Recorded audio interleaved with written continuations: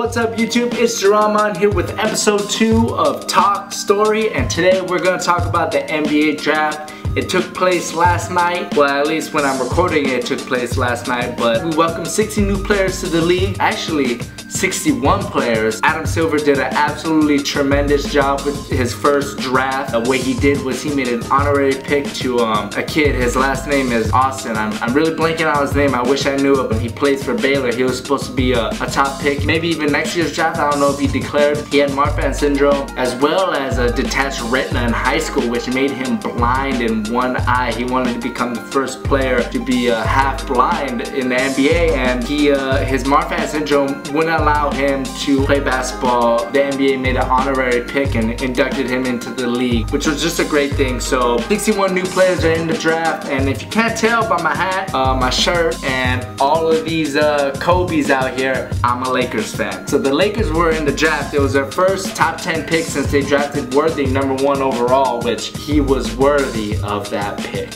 So they had the #7 pick, and going up to the draft, there was a lot of rumors if they were going to trade it or what. I wanted them to keep that pick unless they traded it for Kevin Love. That would have been a good deal, but if they couldn't get Kevin Love, I was not going to trade that pick for Klay Thompson. I'm sorry, it's just not going to happen. They had the 7th pick, and they picked Julius Randle.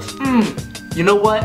I would have been more mad if Marcus Smart was left on the board and they picked Randle over him. I really wanted the Lakers to get Marcus Smart, but they weren't available on the board, and I think Julius Randle was the best player available. But I think Marcus Smart would have fit with the Lakers a little bit better. He can learn from Steve Nash. He's young, he's strong. He has the strongest bench press by a point guard ever in the combine, and he's quick, he's athletic, he can keep up with a guy named Russell Westbrook. I don't know if you heard of him, but he's over in Oklahoma City. He's absolutely killing the Lakers the last 4 years. So we need someone to guard that perimeter, especially in the West where you got guys like Damian Lillard, Steph Curry, Russell Westbrook, even Tony Parker. You know, you really need to guard the perimeter because we all know the Lakers, they don't really have a front court to contest shots at the rim. So you really need to stop players on the perimeter from even getting into the paint. So I really wanted Marcus Smart, even though his jumper isn't that great. The form on his jumper is actually really good. He follows through, he goes straight up and down, and he has good rotation on the ball, so I thought that his jumper would improve better. And sometimes guys just don't shoot well in college because the game is so packed and condensed, it's not as spaced out. So guys usually shoot better from college to the NBA because it's a little bit more spaced out.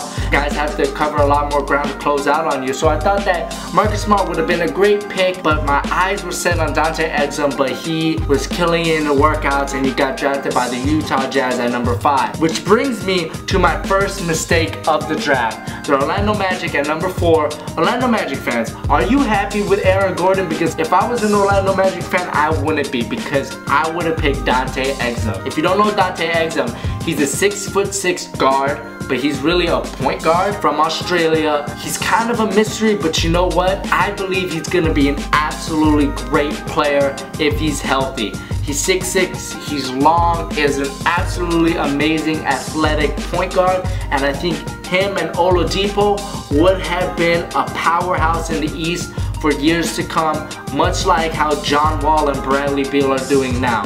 Granted, John Wall and Bradley Beal are different from Oladipo and Exum, but a strong backcourt like John Wall and Bradley Beal would give big teams in the East problems, such as Indiana, Miami, even Brooklyn, who aren't really good at guarding the perimeter. We saw the Pacers get a little bit of scare from the Wizards in the playoffs this year, so I really thought the Magic should have took Exum at #4. That's my first mistake. Magic, you really messed up on it after a couple good years in the draft.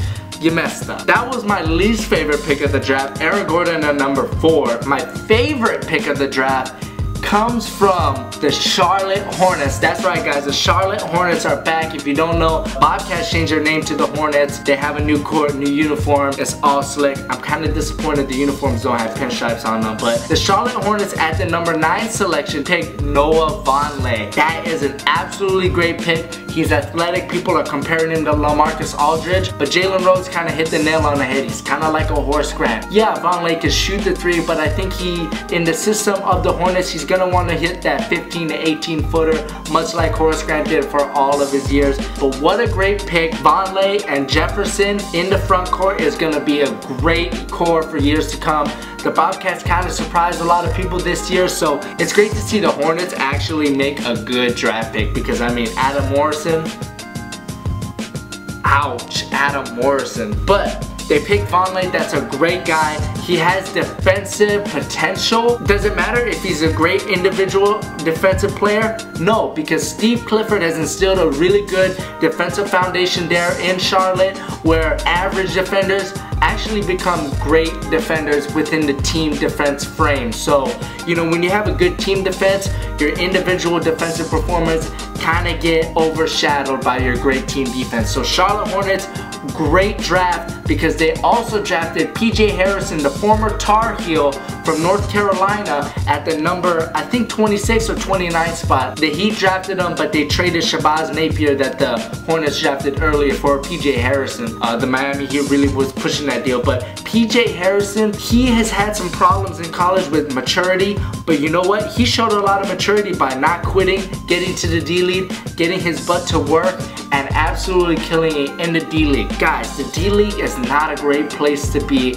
especially when you're a 5-star recruit coming out of high school. The last place you want to be is the D-League, but PJ Harrison knew he had to do that to make it work, to make his dream of playing in the NBA come true. So he went to work and he played very, very well. He has a potential to become a really good player, possibly an all-star. I kind of relate him to OJ Mayo, but with a little bit of a better body. PJ Harrison is a low-risk, high-reward draft pick. Definitely a lot of people don't believe in him, but I do, and he's a former Tar Heel, so he's gonna have a lot of fun playing for Michael Jordan. So overall, guys, that's my thoughts on the NBA draft. If you want me to leave a comment on your team's picks or moves that they made in this year's draft, just let me know in the comment section below. I didn't want to make this video too long and go through every single team's draft. So just let me know in the comment section below. I'd be more than happy to, you know, conversate about basketball. I just love basketball. So if I had to grade the Lakers, I'm gonna say B, a solid B. Anyways, guys, leave your comment sections down below. I'll see you guys in the next one. Peace.